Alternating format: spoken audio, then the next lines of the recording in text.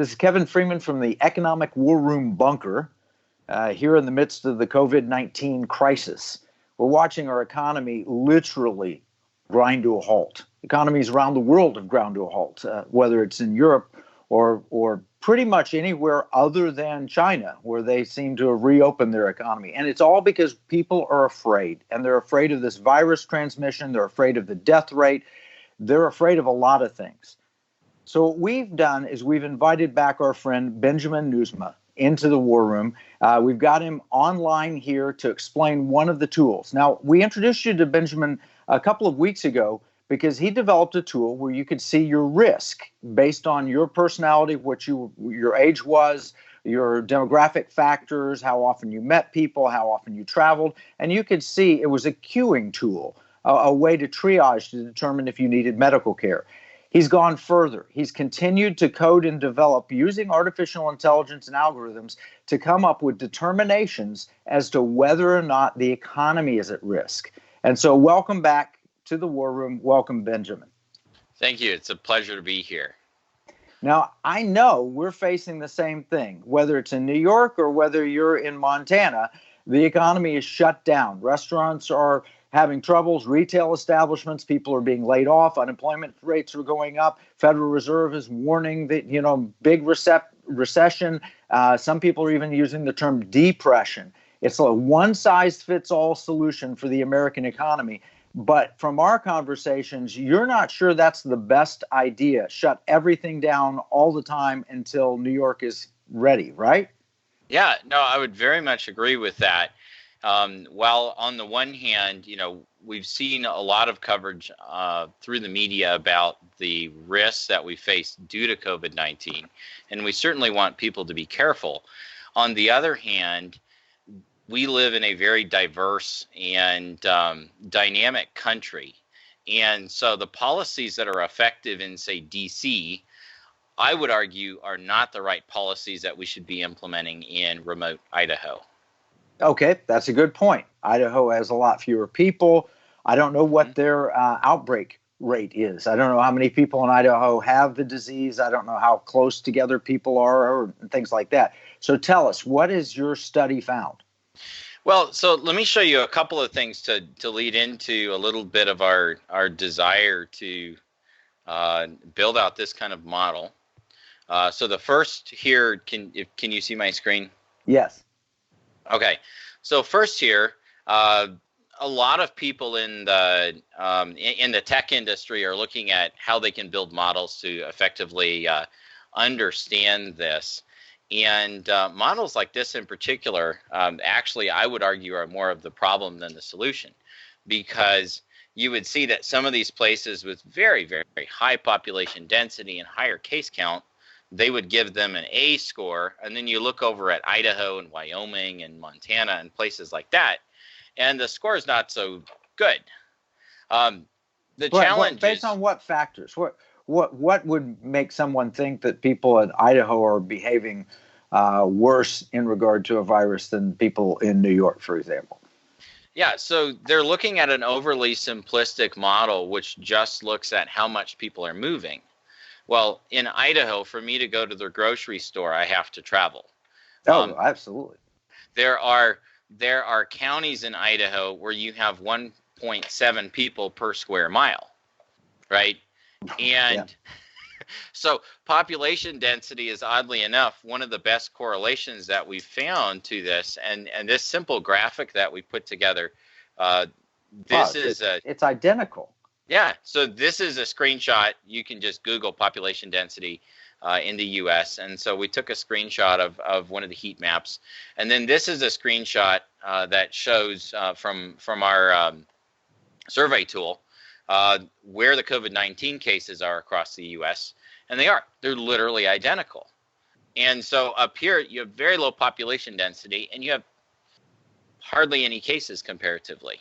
And yet, we're applying the same type of decision making from an economics perspective to places like Idaho, and it just doesn't make sense. And the other thing that's been really kind of baffling people is the difference between New York and Washington. And the most glaring difference there Population density. So you ended up with people expecting that this would completely start to implode from a COVID-19 risk standpoint, and versus New York. New York has taken off, and Washington hasn't. Wow, big difference. So, yep, yeah, huge understandable. difference. So, what does your tool that you've been working on? You can analyze Idaho. What does it tell us? So the tool that we've built, and you guys are getting a sneak peek of it here. So we're still tweaking some of the models, but basically, what we do is we feed in the economic policy that we're currently in, which is basically we're in a shelter-in-place policy, and we've got a couple hundred cases or so across the state, and that policy is applied to the entire state. And the problem with that, again, is that you have all of these counties that are losing jobs on a daily basis that don't have any cases. Give me the example. So if you've got a county that has no cases, so there's very little risk in being out in the public, what is happening economically? What's happening to the people? So here, am I still sharing my screen? Yes. All right. I thought I cleared it earlier. Okay. So basically here, you can see here's Idaho. Here's the economic loss. Jobs loss is fairly similar. Small business loss. Suicides, you get some interesting there. Now, wait a minute. Let's stop on that for a second. Suicide. One of the reasons that we have to keep the economy shut is because people will die if we don't. Correct. But you're studying suicide. Are you implying that if we keep the economy shut, that there are people who will die? That's correct. So the suicide hotlines are reporting 300% increases in call volumes. Wow. And so in the U.S., that basically equates to a couple of people committing suicide, a couple of extra people per day. Okay. So there is a health risk. Yes. Of remaining shut, not to mention the economic risk and the long-term second. I mean, good economists look at second order and third order impacts. If you keep our economy shut and we go into a Great Depression, there are going to be other health problems. We will not be able to afford a first world health system under those circumstances. And there'll be a lot of other people who die of other things. So you've got to balance all of these things. You can't shut the economy forever to save one life. Because you don't know who that one life will be. Yeah, that's absolutely correct. So the challenge is that in Idaho, the risk from death at this point, the fatality rate from the increased suicides far outweighs the current fatality rate from coronavirus. But that might not be true for New York City or a true hotspot.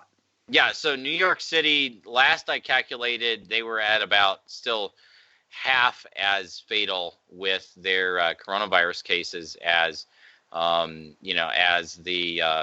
death from suicides, as far as a fatality rate per 100,000 people. So I'd have to check that with the latest numbers and see if we're still right. But they're not identical. You can't say that New York is the same as Florida is the same as Idaho is the same as Kansas. They're just not identical. Correct. Yeah, they're not identical, and from a policy perspective, you can't treat them the same. The other thing that I'll show with that really quick is, so when you look at the areas that are going to have suicides, and then you look at the areas that have coronavirus, right? When you compare the two heat maps, you see that there are a whole bunch of counties that are going to have extra suicides from our economic policies that actually currently, as of today, don't have any cases of coronavirus. Wow. So, and it's the same from a job loss perspective. So here, let me go here and show, show some of these different counties in here. Clark County, 0 cases. Clearwater County, they're losing a couple of jobs a day. They've, small little county, about 8,000 people. But we even have some a little bit larger counties. So I live in Latah County, and you can see we're losing somewhere around 8 jobs a day, something like that. And we're still refining our numbers. That could go up or down by a couple as we kind of fine tune it. But local economy, downtown Main Street, 8 or so jobs a day. That's significant to a small town. Oh, no question about it. And I see an application for this. If you had this model built out for the entire country, literally we could start opening up sections of the country and getting America back to work sooner. It would be a staged recovery, but I think that's what we need to be doing. Do you have any sense that that would be possible with your model? Oh, absolutely. Well, and that's exactly what we're doing. So I don't know if you noticed those little status on-off markers on the left-hand side. We're setting those up so that you can selectively go in and by either industry or by county, you can turn it back on and then see the mitigation as far as your impact on suicides, your impact on job loss, your impact on lost revenue within the state. This is an unbelievable tool. Is this something that the public's going to be able to see, that business leaders are going to be able to see if they can reopen factories and so forth, to work with the governors in some of these states? That's exactly why we're doing this. So, our goal is to build out all 50 states. What do you need to build out all 50 states? We need some more resources. Well, a lot of people do. If somebody wanted to help or partner with you in this, how would they do it? Yeah, they just send us an email, give us a call. I mean, okay, ideally give the right email. Yeah, just Benjamin@navigo-inc.com.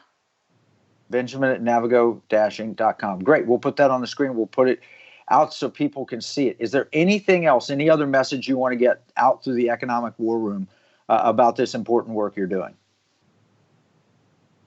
I think that's the bulk of it, is just, stay safe, be wise, and we need to embrace the diversity of geography and population density that we have. And we really need the places that can be strong economically right now to remain strong. And I have a very good, I'm confident that what we're doing will show that social distancing alone in some of these remote counties is sufficient. There's no reason to tank remote counties that have 0 confirmed cases. You wouldn't have to shelter in place. You can be out in the marketplace. You can participate. Yep. Yeah, no, we got to get America back to work. This is an important tool. And so, this is a message for policy leaders, but it's also a message for the American people. We have innovators. We have entrepreneurs, and they can make a difference. And that entrepreneur could be coming up with a new monoclonal antibody that can help solve the health crisis, or maybe a vaccine, or maybe a treatment plan for pulmonary fibrosis and other problems that can be caused from this. But we as Americans all need to work together. I want to congratulate you, Benjamin. You're one of the small ships that's making a difference that can help save America. So I just encourage everyone, if you can help Benjamin, get in touch with him, use the email address we've given you. And remember, what we see as a marketplace, our enemies view as a battle space. We got to get America back to work because we're in the middle of an economic war. This is Kevin Freeman from the Economic War Room.